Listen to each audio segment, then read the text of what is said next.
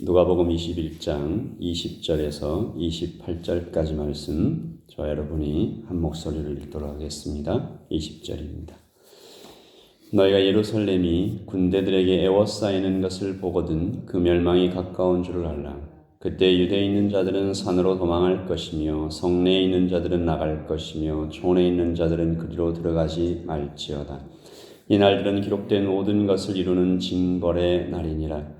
그날에는 아이벤 자들과 젖먹이는 자들에게 화가 있으리니 이는 땅에 큰 환난과 이 백성에게 진노가 있겠음이로다. 그들이 칼날에 죽임을 당하며 모든 이방에 사로잡혀 가겠고 예루살렘은 이방인의 때가 차기까지 이방인들에게 밟히리라. 이럴 성신에게는 징조가 있겠고 땅에서는 민족들이 바다와 파도의 성난 소리를 인하여 혼란한 중에 곤고하리라. 사람들이 세상이 임할 일을 생각하고 무서워함으로 기절하리니 이는 하늘의 권능들이 흔들리겠습니다. 그때 사람들이 인자가 구름을 타고 능력과 큰 영광으로 오는 것을 보리라.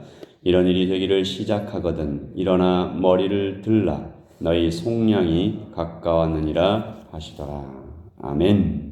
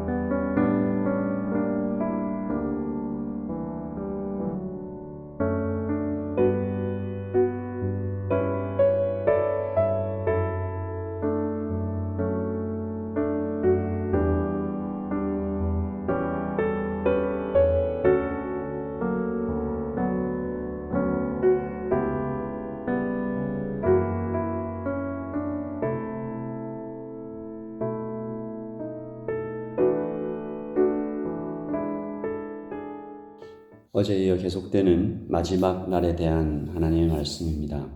어제는 성전의 파괴에 대하여 말씀하셨다면 오늘은 예루살렘 성의 함락에 대하여 말씀하십니다.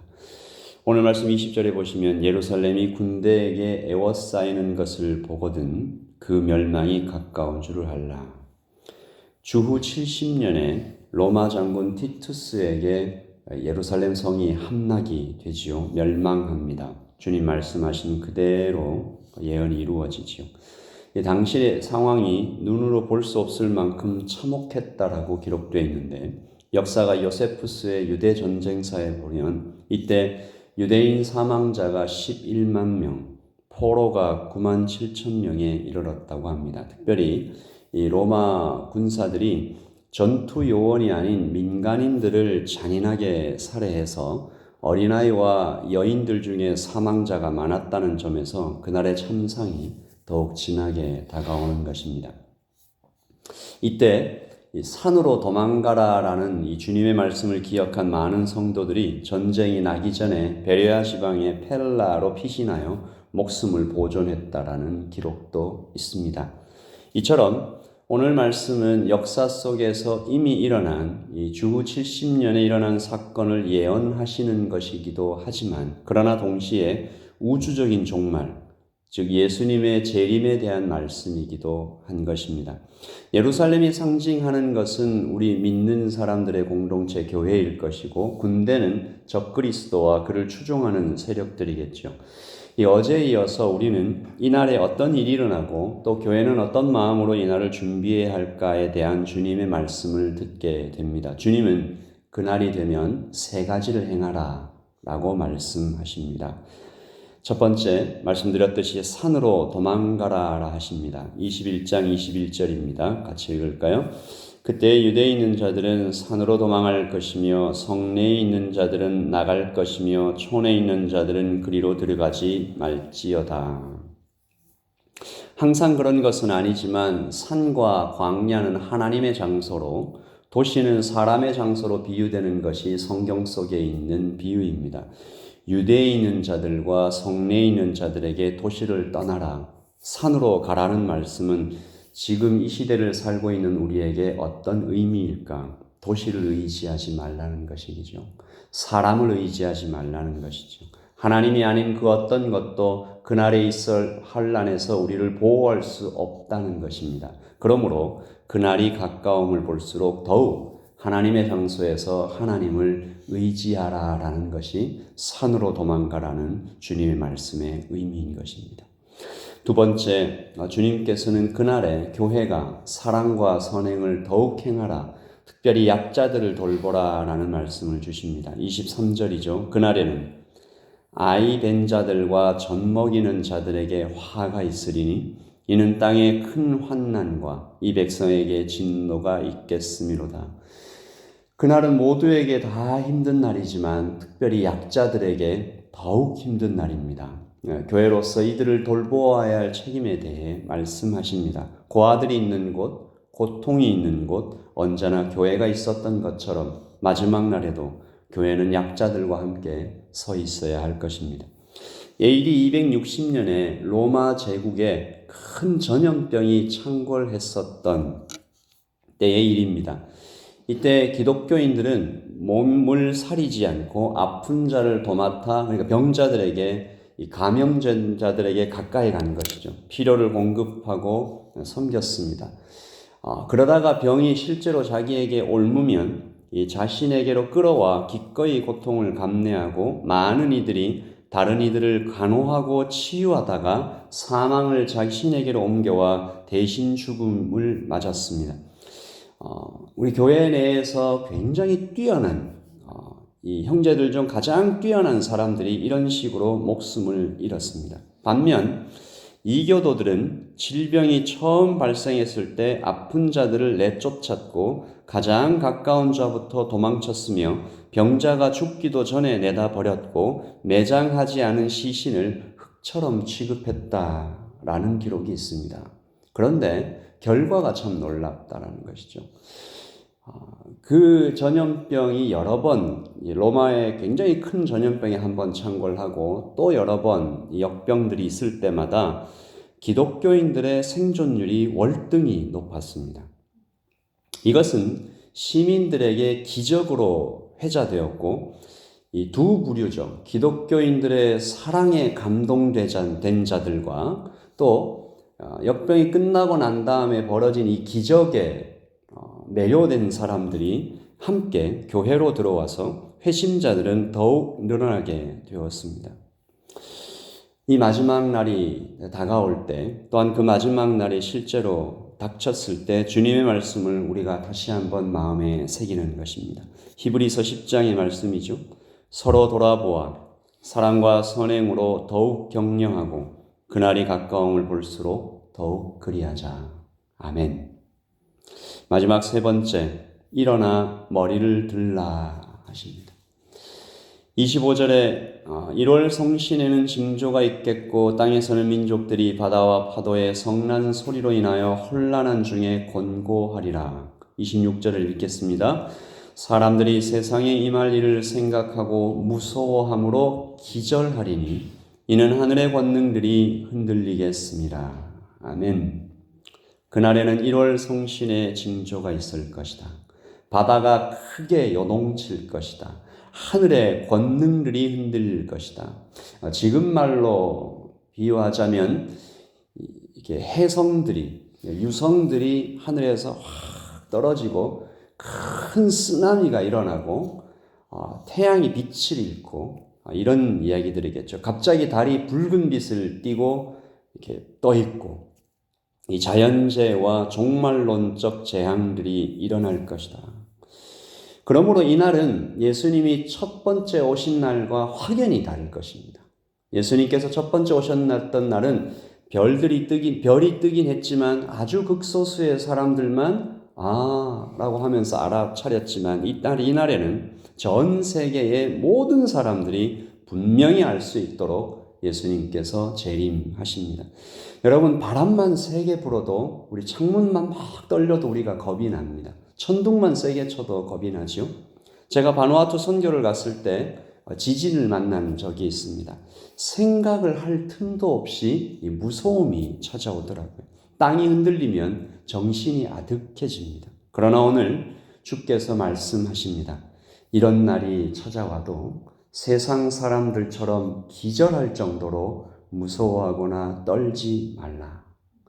27절에 그때에 사람들이, 여기서 사람들은 세상 모든 사람들이겠죠. 그때에 사람들이, 인자가 구름을 타고 큰 능력과 큰 영광으로 오는 것을 보리라. 아멘. 28절 읽습니다.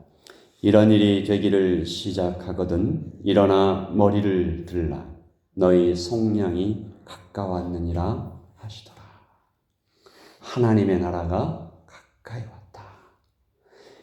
이 육신을 벗고 하나님과 영원히, 하나님의 나라에서 영원히 살게 될 그날이 곧 가까이 왔음을 알고 일어나 머리를 들라. 밤이 깊으면 새벽이 가까이 온 것처럼 믿는 자들은 주님이 가까이 오신 줄 알고 굳건히 일어나 머리를 들라. 담대히 일어서라. 기대하라. 주께서 왕으로 오신다. 사랑이 많으신 우리 주님께서 오셔서 환한 미소로 우리를 맞이하실 것이니 너희도 일어나서 머리를 들고 주님을 맞이하라. 너는 그의 자녀이다. 라고 말씀하십니다. 그날이 가까이 오고 그날이 된 것을 볼 때 우리는 산으로 도망합니다. 하나님의 장소로 가서 하나님만 의지합니다. 그리고 약자들을 돌보며 일어나 머리를 서서 들어 예수님을 맞이할 것입니다. 우리 같이 그날을 생각하면서 찬송가 180장, 동일 찬송가 168장입니다.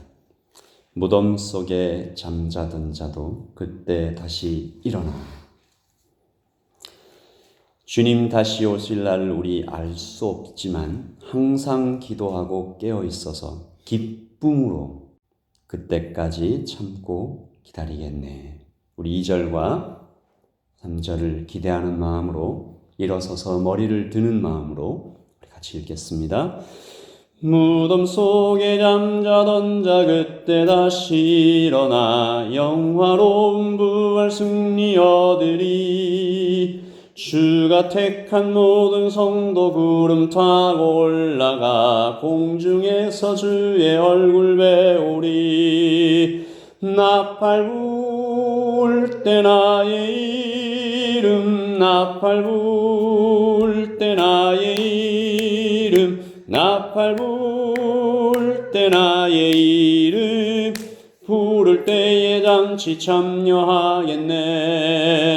주님 다시 오실 날을 우리 알 수 없으니 항상 기도하고 깨어 있어서 기쁨으로 보좌 앞에 우리 다가서도록 그때까지 참고 기다리겠네. 나팔 불 때 나의 이름, 나팔 불 때 나의 이름, 나팔 불 때 나의 이름, 부를 때에 잔치 참여하겠네. 아멘. 주님 다시 오실 날을 기다리며 이 시간 기도합니다. 오늘 드렸던 찬양과 주님의 말씀을 우리가 그대로 몸으로 살아낼 수 있도록 주님 도와달라고 기도하십시다. 주님 다시 오실 날을 우리 알 수 없으니 항상 기도하고 깨어 있어서 우리가 그날을 두려움이나 다른 마음이 아니라 기쁨으로 주님을 맞아서 나아갈 수 있도록 그때까지 성도의 인내를 견고히 할 수 있도록 나의 이름을 부르시는 그날을 기다리며 주님 오늘을 삽니다. 그렇게 기도해 주시고, 특별히 우리 교회 내 아직 이 예수님 오신 날에 대하여 기쁨으로 기다리지 못하고 있는 성도들이 있다면, 자녀들이 있다면, 가족이 있다면, 친구가 있다면, 그리고 교회 밖에 우리의 사랑하는 사람들이 있다면 주님 그날이 오기 전에 주님을 속히 영접하여서 우리 그 가족과 친구들의 손도 함께 잡고 공중에서 주님을 맞이할 수 있도록 해달라고 우리 같이 기도하겠습니다. 기도하십시다.